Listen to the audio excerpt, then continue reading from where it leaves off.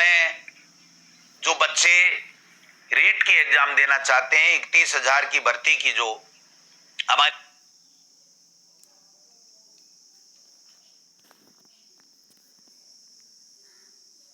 सरकार ने, माननीय मुख्यमंत्री जी ने घोषणा कर रखी है, उसमें तकरीबन काम हमने मीटिंग करके पूरा कर लिया है। ये मीटिंग की आवश्यकता मित्रों इसलिए पड़ी कि जो पहले रीट टेट हमारी सरकार कांग्रेस के शासन में हुआ करती थी, उसमें 2 एग्जामें होती थी, किसी तरह की ज्यादा कोई दिक्कत नहीं होती थी। लेकिन भारतीय जनता पार्टी की सरकार आने के बाद में रीट उनकी घोषणा के मुताबिक कर दिया गया और रीट के कारण से 30% उनके एकेडमिक जो उनकी योग्यता है, उसके जो मार्क्स हैं, उसके आधार पर दिए गए, जिससे बाहर के प्रदेश के काफी बच्चे, जिसमें कई तरह के ऐसे प्रकरण भी आए कि फर्जी डिग्री लेकर के उसमें मार्क्स ज्यादा दिखा करके और आगे थे, जिसके कारण से हमारे राजस्थान के बच्चे वंचित हो रहे थे। काफी समय से मांग आ रही थी कि रीट की जो भर्ती है उसमें 30% जो वेटेज हमारे ग्रेजुएशन आदि का है, उसके बारे में सरकार पुनर्विचार करे।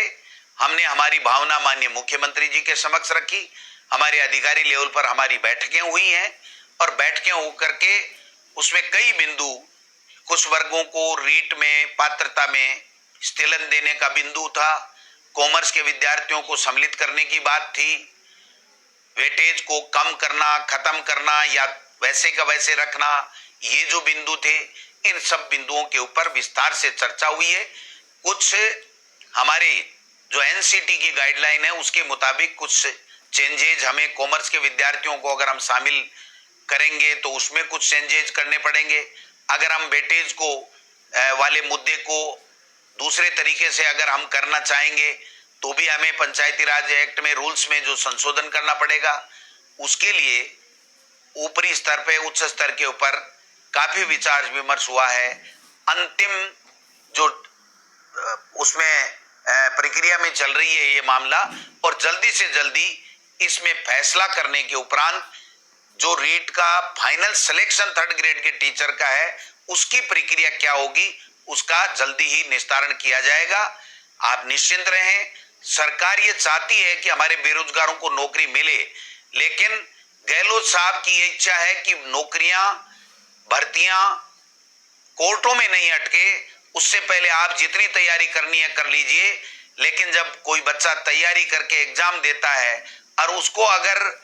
तैयारी के लिए हम लोग तैयारी के साथ में वो एग्जाम देने के बाद में अगर कोर्टों में कहीं उलझ जाता है, तो मैं समझता हूं वो दिक्कत वाली बात होती है। तो हमने प्रयास किया है कि हम जल्दी से जल्दी इस दिशा में आगे बढ़ें और कोर्ट में हमारा कोई मामला नहीं जा पाए, इस दिशा में हम लोग काम कर रहे हैं। बाकी जितने भी भर्तियां हैं उनके बारे में सब में मैंने आपको बताया है, पीटीआई का बताया है, जल्दी